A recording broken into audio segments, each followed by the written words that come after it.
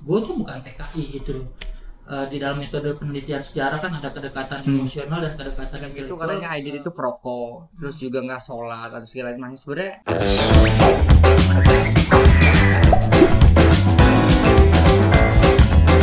halo semuanya, balik lagi ke acara Sindikat Talk Book and Person, buku dan tokoh. Nah, ini udah mulai September lah ya, udah September. Nah, di Indonesia itu biasanya yang diingat ada 2 bulan yang dianggap keramat.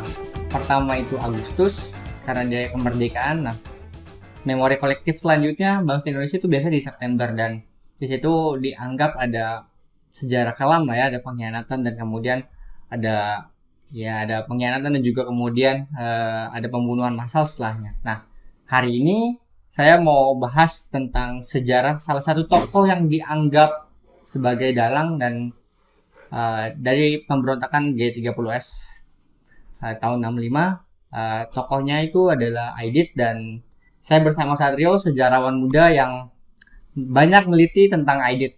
Jadi kayaknya langsung aja lah kita ngobrol sama Mas Satrio. Mas, apa kabar Mas? Kabar baik Mas Firly. Kayaknya aku nih nggak usah pakai Mas lah, Bunga ya lah, biar sesuai sama penelitiannya. Gimana? Gini Bung, kenapa sih lu memilih riset 2 ya? Setahu gua lu risetnya S1 dan S2-nya itu tentang Aidit. Kenapa tertarik dengan Aidit? Kenapa nggak tokoh-tokoh yang lain gitu, misalnya dalam sejarah Indonesia? Sebetulnya pilihannya ada yang jawabannya serius, ada yang jawabannya nggak serius sih. Gimana tuh? Jawabannya yang nggak serius itu sebetulnya karena memang Soekarno sudah banyak yang menulis. Ada Bernard Dam, terus kemudian Tan Malaka sudah banyak yang menulis, Harry Pus dan segala macamnya. Nah, Aidit ini belum banyak sarjana Indonesia yang menulis sebetulnya. Makanya pilihannya mengapa Aidit, sebetulnya jawaban gak seriusnya adalah supaya cepat lulus dan banyak dosen nggak ngerti soal Aidit gitu loh. Nah, itu sebetulnya jawabannya gak seriusnya kenapa Aidit ini jadi bahan tema, karena banyak sarjana Indonesia yang belum banyak menulis, dan kemudian belum banyak juga sarjana Barat yang memberikan konsentrasi penuh pada Aidit gitu loh. Nah, itu jawaban gak seriusnya. Jawaban seriusnya kenapa Aidit, karena bukan karena Aiditnya sebetulnya, tapi karena lembaga yang kemudian membesarkan Aiditnya, Partai Komunis Indonesia, yang menurut saya itu Partai Komunis Indonesia itu ya sebuah laboratorium pendidikan politik yang selalu menghasilkan intelektual politik yang tidak mainstream gitu loh. Nah, balik lagi ke jawaban yang gak seriusnya, karena di periode 1920-an Semaun dan Tan Malaka sudah banyak disentuh, makanya kemudian periode 50-an itu adalah Aidit yang kemudian orang satu-satunya yang mampu mempertahankan umur Partai Komunis Indonesia lebih dari 10 tahun sejak Partai Komunis Indonesia didirikan. Makanya buat saya ketertarikan mengapa kemudian Aidit, karena dia adalah satu-satunya ketua Partai Komunis di Indonesia yang mampu bertahan lebih dari 10 tahun. Itu. Terus lu nggak ini ini gua lu aja lah biar nyantai lah ya. Lu nggak takut dianggap cap PKI gitu? Karena kan hari ini ya banyak, sampai hari ini gue baru baca bukunya kemarin tuh siapa Kuncaraningrat, gue lupa, Nur Syahbani yang propaganda dari genosida di tahun 65. Nah, sampai hari ini itu kan dibuat momok, dan ya kita tahu nggak cuma masa kampanye gitu, tapi juga mungkin ada isu gitu, kayak kemarin undang-undang HIP, dan itu pasti akan dibahas tentang orang yang dulu PKI kan. Apa lu nggak takut tuh kayak gitu? Atau pernah mengalami cap gitu? Atau sering jangan-jangan? Kalau dicap pasti ya, karena kita hidup di dalam masyarakat yang memang budaya intelektualnya belum tumbuh. Takut tuh pasti, dan ada memang. Tapi gue juga nggak punya keberanian yang besar sih. Keberaniannya cuma 1% untuk menulis Aidit. Ya itu tadi, keberaniannya itu supaya cuma karena pengen cepat lulus aja keberaniannya, dan kemudian pengen punya karya semacam Harry Pus, karena dia meneliti Tan Malaka yang konsisten lah ya, bertahun-tahun. Nah, kalau takut pasti dicap komunis Komunistofobia.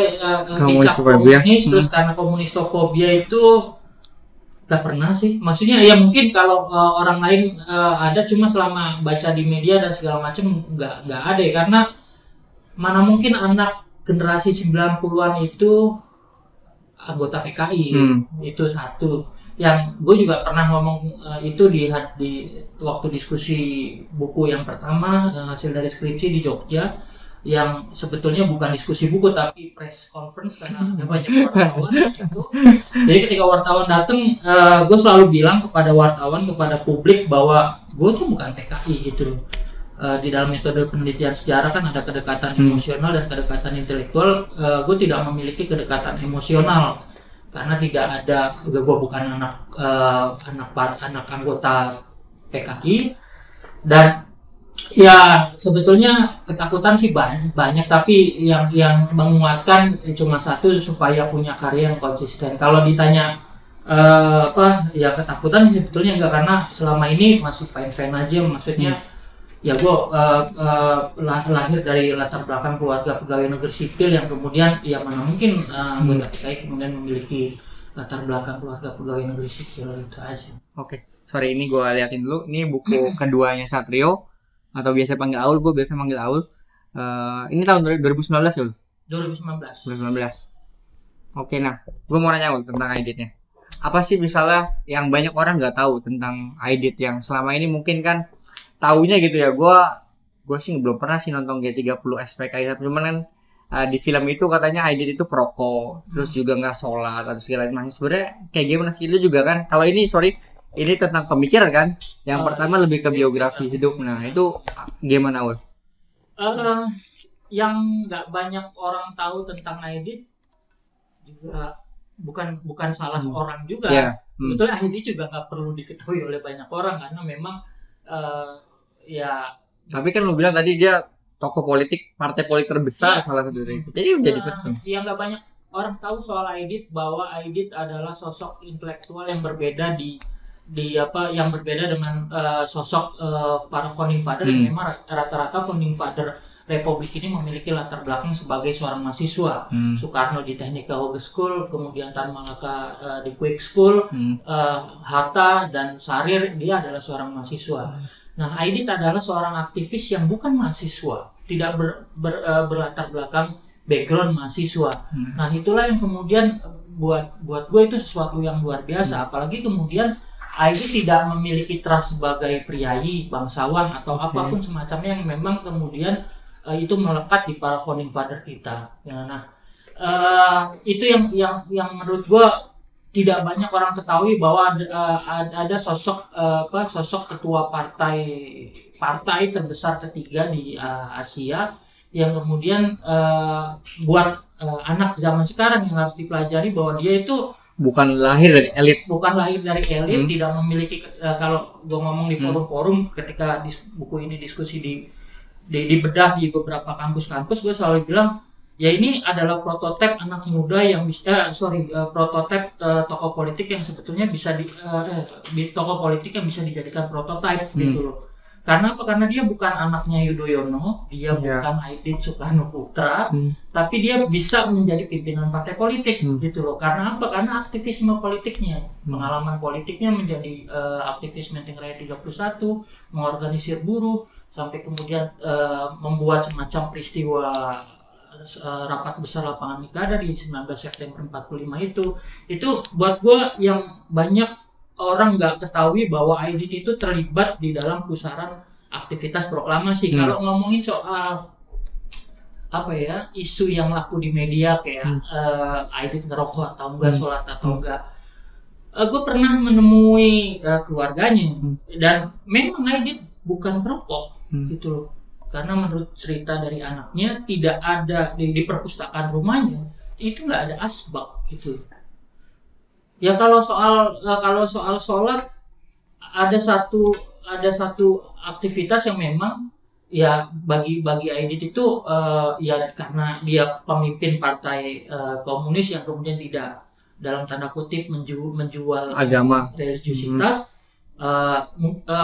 dia berpandangan bahwa agama adalah urusan, kalau di Islam hamdulillah gitu loh. ya urusan komunikasi antara si hamba dan si Tuhannya. Kalau soal merokok, Aidit nggak. Kalau misalkan misal anaknya Aidit, Bung Ilham, ketika diwawancara juga sama pengakuannya bahwa ada bukti foto Aidit megang cerutu. Buat saya itu hal yang biasa karena komunikasi politik, dia bertemu dengan orang yang punya tradisi cerutu dan segala macam, mau tidak mau, suka atau tidak suka, dia harus menghargai tamunya dengan cerutu. Tapi habis dia nyobain cerutu yang ketemu beberapa tokoh Amerika Latin, itu dia langsung batuk-batuk. Dan Aidit tidak merokok itu juga didukung selain didukung kesaksian dari keluarganya, yang patut orang ketahui bahwa istrinya Aidit, Bu Tanti, itu adalah seorang dokter, gitu loh, seorang dokter. Makanya jangankan rokok, konsumsi makanan pun apa segala macam Aidit itu diperhatikan. Jadi yang nggak banyak orang ketahui soal Aidit adalah itu, pertama, intelektualitasnya yang tumbuh bukan dari lingkungan mahasiswa. Terus yang kedua, seringkali orang kemudian memberikan legitimasi bahwa tokoh Partai Komunis itu tidak religius. Ya, sudah banyak riset yang bilang, sudah banyak media yang nulis Musso lahir dari pesantren, Tan Malaka juga seperti itu dan segala macam. Aidit itu lahir dari kultur religiusitas di Belitung, kultur Melayu. Lo bisa bayangin bagaimana kultur Melayu yang sangat ketat, Islam kemudian datang di Nusantara, dari bagian barat di Melayu dan segala macam, memiliki kultur yang kalau ngaji disiplin dan segala macam. Aidit itu dididik dalam kultur religiusitas Melayu yang begitu sangat disiplin. Pernah ada cerita ditulis oleh Murad, bahkan ketika dia membaca Al-Quran, tadarus gitu loh, belajar tadarus sama adik-adiknya, dia dititipkan di pamannya namanya Bu Surahman di daerah Belitung karena bapaknya bekerja di departemen Mantri Kehutanan. Dia dititipkan, jadi aktivitasnya pagi sekolah umum, kemudian kalau malam maghrib sampai menjelang Isya, setelah Isya dia itu selalu pergi ngaji. Nah, ada hal yang menarik yang diungkapkan Murad. Kalau Bu Surahman ini kan seorang pelayan di Belitung, rata-rata pekerjanya itu pelayan, kalau enggak buruh timah dan segala macam. Nah, si Bu Surahman ini kalau ngajarin ngaji itu kadang ya tatap muka intens gitu loh, tapi kadang sambil ditinggal untuk benerin jaring-jaring untuk paginya dia itu pergi melaut. Nah, saat dites baca, Bu Surahman di luar ngedengar kalau ada bacaan Quran Aidit yang keliru, itu langsung dibenerin dan dibentak sama Bu Surahman. Misalkan nun mati ketemu tajwidnya iqlab, itu langsung ditegur, bacanya harus dengung, harus jelas gitu loh, ifa harus jelas dan segala macamnya. Nah, itu yang kemudian banyak orang nggak ketahui bahwa Aidit itu dibentuk dalam kultur yang ketat. Bahkan dia hatam Al-Quran 3 kali di Arak. Tradisi Belitung juga kenal tradisi arakan pasca hataman Quran. Dan bahkan ya mungkin Tempo juga ada pernah menulis, itu sumbernya juga dari Murad, bahwa ya suaranya yang keras, badan kalau sosok badan Aidit yang pendek itu karena dia sebetulnya anak yang suka sama ekonomi, jadi apapun dia nggak bisa diem, apapun nanas dijual, apapun dijual untuk memenuhi kebutuhan. Dia hobi dagang, makanya dia ke Jakarta ingin melanjutkan sekolah dagang. Nah, badannya pendek itu karena dia kebanyakan mikul nanas, telur, ayam, segala macam yang bisa dijual. Nah, itu aktivitas mainnya. Malamnya dia ngaji menjelang sholat maghrib, menjelang sholat isya, dia selalu dipercaya untuk menjadi muazin karena suaranya yang keras gitu loh. Saya juga belum pernah mengakses video, tidak ada yang ini karena komunistofobia, jadi tidak ada dokumentasi suara yang kemudian saya membayangkan bagaimana suara Aidit. Tapi ketika mewawancarai anaknya Aidit, saya hanya mampu bayangkan apakah suaranya seperti dia, karena suara anaknya yang saya wawancari itu lantang, keras dan segala macamnya. Jadi yang tidak banyak orang ketahui soal Aidit bahwa itu religiusitasnya. Terus yang pertama tadi soal intelektual. Kalau intelektual tadi lu bilang, apa idenya Aidit yang beda misalnya? Apakah misal komunisme ya mencontoh dari Marx tumplek-plek gitu ke Indonesia atau gimana? Apa dia punya kondisi sendiri-sendiri dan dia jadi analisis? Aidit berbeda. Sebetulnya kayak apa ya? Jadi komunisnya beda gitu sama yang lain. Nggak juga sih, dibilang dia mainstream juga enggak. Dibilang anak Jaksel juga ya, karena dia juga suka ngikutin tren. Jadi di satu sisi dia juga kadang anti mainstream, kadang juga jadi orang yang sangat mainstream. Contohnya kayak begini, apa yang beda dari Aidit dengan tokoh partai lainnya? Gue selalu bilang ke media di dalam diskusi, lu percaya nggak Partai Komunis itu ikut pemilu? Iya. Itu sesuatu hal yang beda. Beda. Partai Komunis ikut pemilu, makanya ketika gue banyak ditanya soal gerakan 30 September dan segala macam, orang di awal dia ikut pemilu kok. Menempuh jalan parlementer bagi Partai Komunis. Itu pilihan berat gitu. Itu tekanan moral dari siapa? Dari publik dan juga dari tokoh partainya.